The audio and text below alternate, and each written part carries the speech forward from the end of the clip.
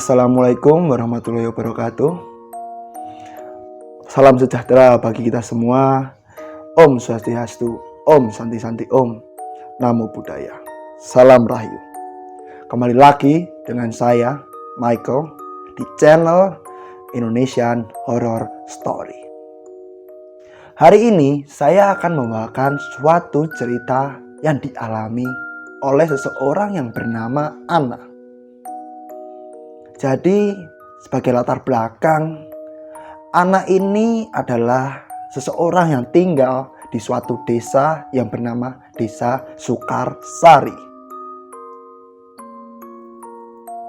Anna ini bekerja di luar desanya yang selalu mengharuskan dirinya untuk pulang cukup larut malam. Karena dia tinggal di desa, maka setiap dia pulang itu pasti jalanan sudah sepi. Karena ya seperti kebiasaan orang-orang desa pada umumnya, jika waktu sudah memasuki waktu malam, pasti orang-orang itu sudah berada di rumahnya masing-masing dan beristirahat. Singkat cerita, pada suatu hari, Anna ini tuh berangkat kerja seperti biasanya dan pulang juga pada jam yang tidak lebih malam atau tidak lebih cepat dari biasanya. Jadi waktu-waktu biasanya saja, yaitu setengah 10 malam. Dia mengendarai sepeda motornya untuk menuju ke Desa Sukarsari. Di jalanan tersebut, di jalan menuju Desa Sukarsari tersebut, itu tuh masih gelap dan sepi. Penerangannya pun bisa terbilang tuh sedikit. Jadi jalanan itu cukup gelap dan jarang orang yang berlalu lalang kalau sudah memasuki waktu malam. Anna ini mengendarai motornya dengan kecepatan yang rata-rata saja.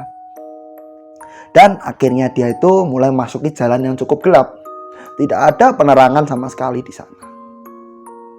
Sehingga saat sampai di jalan tersebut, yang ada hanya penerangan dari motor si Anna. Dia mengendarai dengan fokus karena penerangannya itu cukup minim ya. Dia fokus melihat ke depan, mengendarai motornya itu di jalan yang berkerikil hingga akhirnya dia hampir memasuki gapura desa. Sebelum dia memasuki gapura desa, dia mendengar ada seperti suara yang memanggil namanya. Dek, Cahayu. Anna yang dari tadi fokus melihat ke depan ini terkaget hingga hampir jatuh. Dia memberhentikan kendaraannya dengan seketika dan melihat ke sekelilingnya. Dia melihat ada Bulika, seseorang yang dia kenal dan juga itu adalah saudaranya, sedang berdiri di pinggir jalan sendirian. Bulika ini datang dan menghampiri si Anna. Anna ini tanya, "Kenapa, Bule? Ada apa? Udah malam kok masih di pinggir jalan?" Bulika memegangi tangan si Anna dan berkata, tolong aku. Anna menjawab, "Iya, Bule. Iya, ada apa? Anna bisa bantu apa? Ada masalah apa?" Setelah Anna bertanya seperti itu, Bulika ini terdiam dan menundukkan kepalanya. Untuk beberapa saat setelah itu, Bulika ini menjawab pertanyaan Anna. "Tolong aku dibunuh." Dia menjawab sembari tertawa cekikikan khas kuntilanak. Anna yang melihat pengalaman menyeramkan seperti itu, dia melihat wajahnya ini sangat putih pucat, penuh luka lebam dan hidungnya mengeluarkan darah. Selain itu, dia melihat ada seperti tali yang mengikat di lehernya. Anna yang sangat ketakutan ini hingga terpingsan. Hingga pagi hari dia ditemukan oleh seseorang yang hendak pergi ke ladang. Dia masih terbaring lemas di tengah jalan. Dia dibangunkan dan ditanya, "Ada apa?" Kita flashback dulu sebelum kejadian ini. Jadi Bulika ini adalah bule dari si Anna ini, yaitu masih satu mbah dengan ibu si Anna. Dia terkenal sangat ramah, memiliki dua orang anak, yaitu Mira yang sudah memiliki suami, dan satu lagi Mantri yang usianya masih sepantaran si Ana. Bu Lika ini tuh sudah menjanda untuk waktu beberapa tahun. Namun ekonominya masih bisa dibilang sangat berkecukupan karena mendiang suaminya meninggalkan suatu ladang yang sangat mencukupi untuk dia dan kedua anaknya. Pada siang hari, Bu Lika ini masih bertemu tuh sama si Ana. Dia terlihat seperti biasa kembali dari ladang untuk beristirahat dan makan siang gitu. Tidak ada kecurigaan sama sekali yang dilihat oleh si Ana ini. Selain itu, tapi ada kejanggalan yang dirasakan oleh warga yang tinggal di sebelah rumah Bu Lika ini, yaitu Pak Heri. Jadi waktu sebelum kejadian Ana ini pingsan di tengah jalan itu, ternyata tuh warga sudah menemukan jasad Bu Lika ini meninggal di tengah rumahnya. Warga segera berkumpul dan membicarakan, ini tuh Bu Lika kenapa? Apa kejadian yang menyebabkan Bu Lika mengambil keputusan sangat berpikir pendek hingga menghabisi nyawanya sendiri seperti ini? Dia bercerita seperti itu, dan Pak Heri ini ngomong, ternyata ada suatu kejanggalan yang dialami oleh Pak Heri. Pak Heri ini tinggal persis di samping rumah Bu Lika. Pak Heri bercerita, 2 hari sebelum Bu Lika ini ditemukan tewas mengenaskan itu, Pak Heri ini melihat ada seperti bola api yang berterbangan di atas rumah Bu Lika. Pak Heri ini sempat tuh niat untuk memberitahukan perihal kejadian-kejadian aneh ini ke Bu Lika, namun selalu terlambat. Setiap Pak Heri ini mau berangkat ke rumah Bu Lika sudah terlanjur berangkat ke ladang. Dan malam harinya tuh nggak bisa ketemu karena Pak Heri sudah istirahat, Bu Likanya ini nggak tahu pulang jam berapa. Selalu seperti ada yang menghalangi Pak Heri ini untuk memberitahu kejanggalan ini ke Bu Lika. Sehingga setelah warga mendengarkan cerita pengalaman menyeramkan si anak ini, warga itu tidak meragukan cerita si anak ini sama sekali. Karena mungkin saja benar ada kejanggalan yang terjadi atas meninggalnya Bu Lika ini. Namun yang menjadi warga ini semakin curiga adalah setelah Bu Lika ini meninggal, anaknya yang bernama Mira ini pergi entah kemana hingga untuk waktu yang cukup lama. Warga ini semakin curiga dengan perilaku anaknya ini karena tiba-tiba pergi setelah ibunya meninggal. Warga ini hendak mencari tahu kemana keberadaan si Lika ini.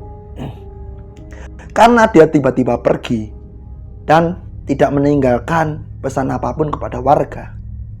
Dia mendatangi rumahnya dan bertanya, karena adiknya ini ternyata masih tinggal di rumahnya tuh. Dia bertanya kepada adiknya yang bernama Mantri, kakakmu kemana? Si Mira ini kemana? Kok tiba-tiba pergi dari desa ini tidak pamit? Si Mantri menjawab, saya juga tidak tahu. Saya juga tidak dikabari. Saya juga mencari-cari keberadaan kakak saya. Warga ini semakin bingung. Kok bisa? Dia meninggalkan seorang adik, seorang diri di rumah, tak mau memberitahunya. Ya sudah. Warga itu melupakan kejadian itu dan menganggap ini hanyalah kebetulan saja. Ya, walaupun masih curiga, warga ini tidak terlalu menaruh curiga yang begitu kuat. Hanya rumor-rumor itu disimpan pada hati mereka masing-masing. Setelah itu, warga ini menjalani kehidupan seperti biasa hingga 3 bulan setelah kepergian si Mira ini, Mira kembali datang ke desa Sukarsari dengan keadaan ekonomi yang sangat kaya. Warga semakin curiga dengan keberadaan Mira ini.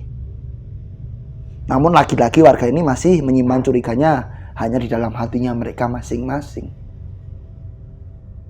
Setelah itu, setelah kepulangan Mira ini, ternyata desa mengalami teror yang lebih menyeramkan lagi.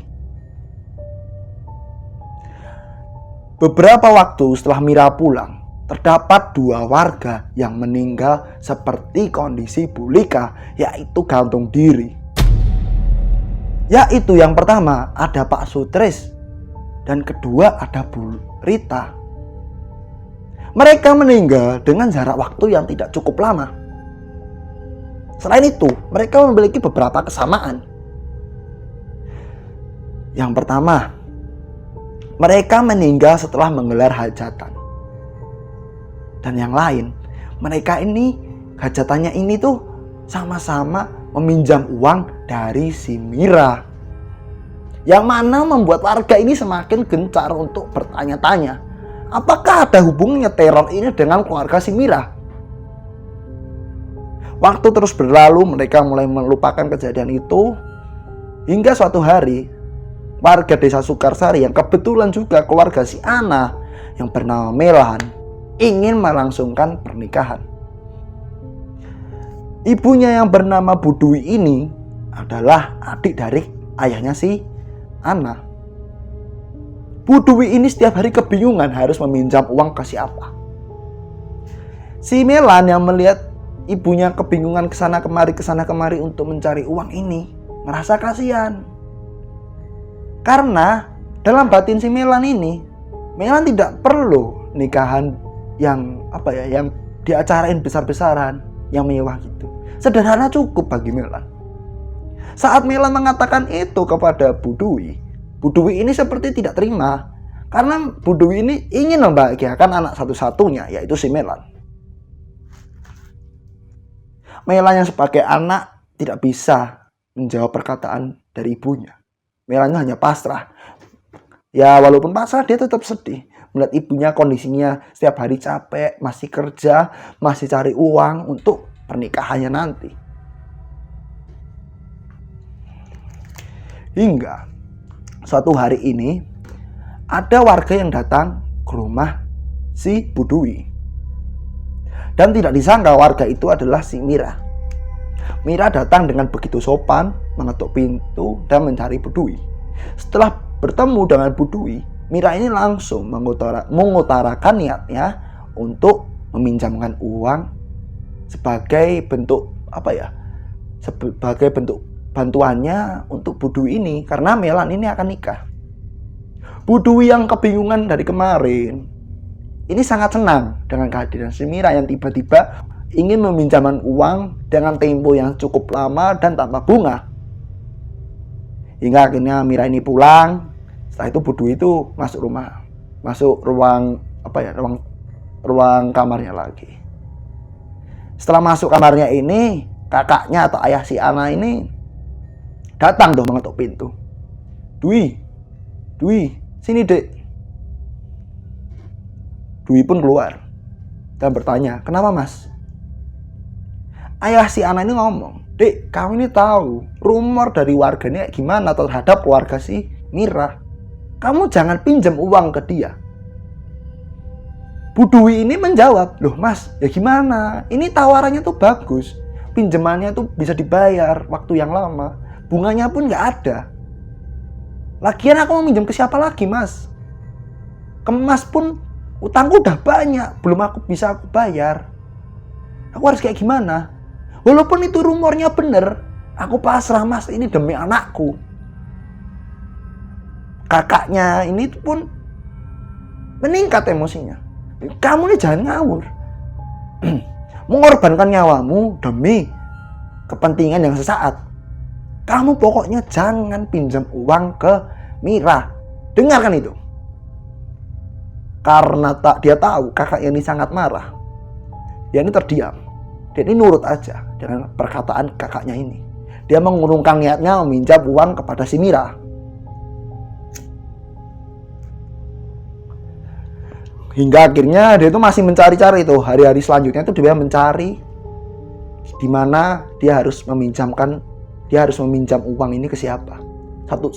Satu demi satu warga ini dia tanyai apakah bersedia uangnya dipinjam. Namun dia masih nihil untuk meminjam uang ke siapa. Setiap hari Melan ini semakin sedih melihat ibunya terlalu kesal bekerja dan mencari uang ini. Hingga singkat ceritanya saja, suatu hari ini calon suami dari si Melan ini datang ke rumah si Melan. Kedatangan si calon suami Melan ini yang bernama Mirza ini cukup membuat Bu Dwi bahagia. Pasalnya Mirza berkata kepada Bu Dwi, "Sudah tenang Bu, saya sudah dapat uangnya." Mirza ini tiba-tiba mendapatkan uang sebesar 25 juta untuk pernikahannya. Bu Dwi yang mendengar kabar itu pun senang. Melan pun ikut tertawa. Namun dalam batinnya dia menyimpan mendam rasa sedih yang teramat dalam. Karena Melan tahu Mirza ini dapat uang dari pinjaman dari si Mira.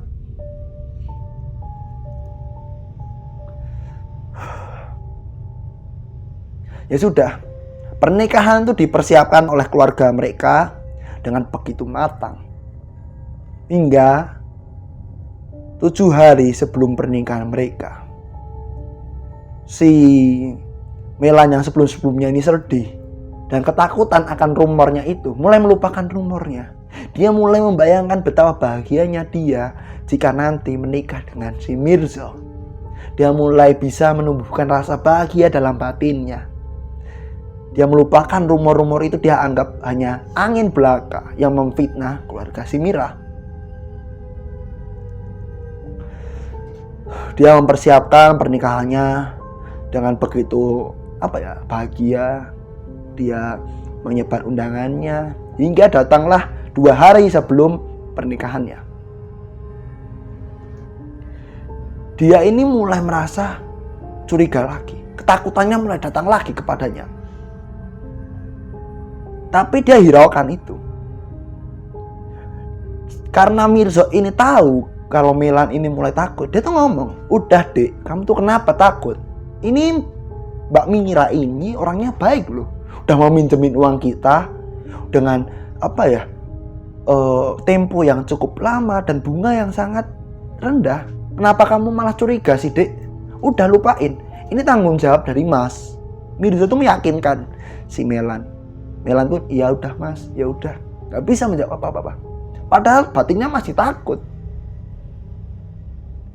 Hingga 1 hari menjelang pernikahannya, Melan ini seperti biasa masih bekerja dan pulang kerja. Dan tiba-tiba dia merasakan perbedaan atau kejanggalan pada hari itu. Dia merasa sangat lelah pada hari itu. Dia berpikir, apa mungkin karena hari ini dia mungkin bekerja begitu keras hingga lelah. Dia pulang, dia masuk rumahnya, dia duduk tuh di ruang tamu sebelum dia mandi atau tidur. Di ruang tamu ini dia merasakan badannya sangat capek, sangat sakit, sangat pegal-pegal. Dan pandangannya ini seperti fokus kepada satu titik di rumahnya yang sebenarnya tidak ada apa-apa, yang sebenarnya kosong di rumah itu. Namun dalam pikirannya ini dia diharuskan atau dibuat tertarik pada satu titik. Dia melamun kepada titik tersebut. Karena dia melamun dan ibunya tahu, ibunya datang dari belakang dan memukul pundak si Melan. "Kamu ini jangan melamun. Kamu ini besok nikah. Ngapain melamun? Dah sana istirahat." "Enggak kok Bu, enggak, saya enggak melamun," jawab si Melan. Melan tuh berniat tuh, karena pada subuh itu harus make up. Dia berniat untuk tidur aja di kamar. Namun saat bangun, saat dia hendak melangkahkan kaki menuju kamar, kakinya terasa sangat kaku. Dia tidak bisa melangkahkan kakinya. Dia terus mencoba untuk melangkahkan kakinya hingga ia terjatuh. Hal tersebut membuat ibunya tuh panik. Melan, kamu kenapa nak?" Melan, karena keriuhan itu keluarganya yang berkumpul untuk pernikahan Melan kumpul semua di dalam ruang tengah. Kenapa Melan, kenapa?" Bertanya seperti itu. Tak lama akhirnya diputuskanlah untuk mengangkat Melan ini masuk ke kamar. Saat diangkat, Melan ini berteriak, "Mas, Mas, maafkan Melan, Mas. Mas. Keluarganya semakin bingung. Loh, Melan kenapa tiba-tiba teriak? Ternyata di pandangan Melan melihat di depan matanya Mas Mirza gantung diri. Melan pun terus-terusan berteriak, Mas, jangan tinggalin Melan. Maafin Melan, Mas. Maafin Melan. Keluarganya yang sangat bingung itu tuh gak bisa ngapa-ngapain. Semuanya saling melihat. Kenapa Melan ini kayak panik, kayak ketakutan, seperti melihat sesuatu. Tapi keluarganya tidak bisa melihat apapun di sekelilingnya. Hingga akhirnya Melan ini ditidurkan di kasurnya. Hingga ia akhirnya kelelahan sendiri dan tertidur. Keluarganya pun masuk kamar dan tidur. Namun di tengah tidurnya ini, pada jam 2 malam, ibunya ini terbangun karena ada suara telepon yang berdering. Dia membuka HP-nya. Ternyata itu adalah telepon dari Bu Ratna, ibu dari Mirza. Diangkatlah telepon. Halo, Bu Ratna. Kenapa malam-malam telepon? Bu Dwi. Nadanya terisak tangis. Loh, Bu Ratna kenapa kok menangis? Ada apa, Bu? Bu Dwi, saya mau mengabarkan Mirza ditemukan tewas gantung diri di kamarnya. Ibu dari Melan ini yang bernama Bu Dwi ini hanya bisa terdiam untuk sesaat, menenangkan diri, dan akhirnya tenangnya itu berganti dengan tangis. Dia sangat sedih melihat kondisi dari calon suami Melan. Dia bingung harus berbuat apa. Namun dia tahu dia tidak bisa membangunkan Melan yang sedang tertidur ini. Sehingga sudah disudahi percakapannya, dimatikan teleponnya, Bu Dwi ini melanjutkan tidurnya. Hingga pada pagi harinya, Melan ini bangun, keluar kamar, bersiap-siap untuk mandi dan akhir untuk di make up. Namun setelah keluar kamar, dia melihat keluarganya ini sudah berkumpul di ruang tengah dengan raut wajah yang sangat sedih. Melan ini bingung. Loh, kenapa? Ini hari bahagia saya. Kenapa kalian semua sedih seperti itu? Tidak ada yang bisa menjawab perkataan dari si Melan. Hingga akhirnya Bu Dwi ini ngomong, Nak, sini, duduk sini dulu. Melan pun datang, berjalan ke ruang tengah dan duduk. Kenapa, Bu? Kenapa kok pada sedih? Ini emang ada apa? Kamu yang ikhlas, Nak. Kamu yang ikhlas, kata Bu Dwi yang sudah tidak bisa menahan tangisnya. Loh, Bu, ada apa sih? Ada apa? Bilang ke Melan, ini ada apa sih?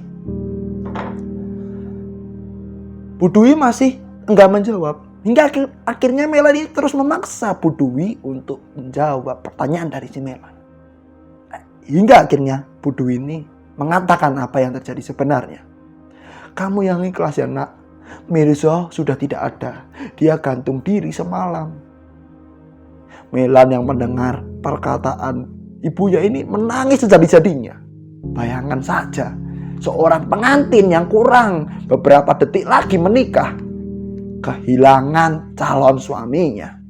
Kalian bisa bayangkan sendiri betapa sedihnya mereka. Betapa sedihnya si Melan ini mengetahui kabar calon suaminya sudah tiada menjelang akad pernikahannya. Melan masih menangis. Keluarganya pun berusaha untuk menenangkan si Melan ini. Bunga-bunga pernikahan berganti menjadi taburan bunga di atas kuburan si Mirza. Melan yang mau tidak mau harus mengikhlaskan calon suaminya pergi dengan keadaan tragis dan mengenaskan. Hal ini semakin membuat warga semakin curiga. Apakah ini teror di desa ini disebabkan oleh keluarga si Mira? Namun tidak ada yang tahu.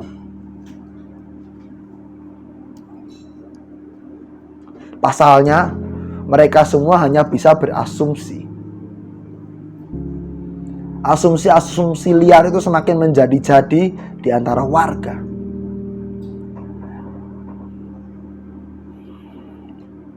Mereka tidak bisa menuduh dengan menuduh Mira, keluarga Mira ini menjadi sebab dari teror desa ini.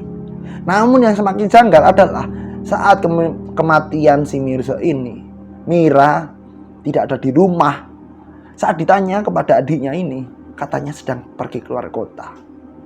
Ya, semua ini hanya asumsi dari warga. Kalau keluarga Mira adalah penyebabnya. Kesimpulan bisa kalian ambil sendiri. Karena tidak ada jawaban pasti akan kejadian ini. Tetap jaga kondisi diri kalian, tetap jaga keluarga kalian. Jangan lupa like, subscribe, dan share video ini. Sampai jumpa di video-video selanjutnya di channel Indonesian Horror Story. Salam Rahayu.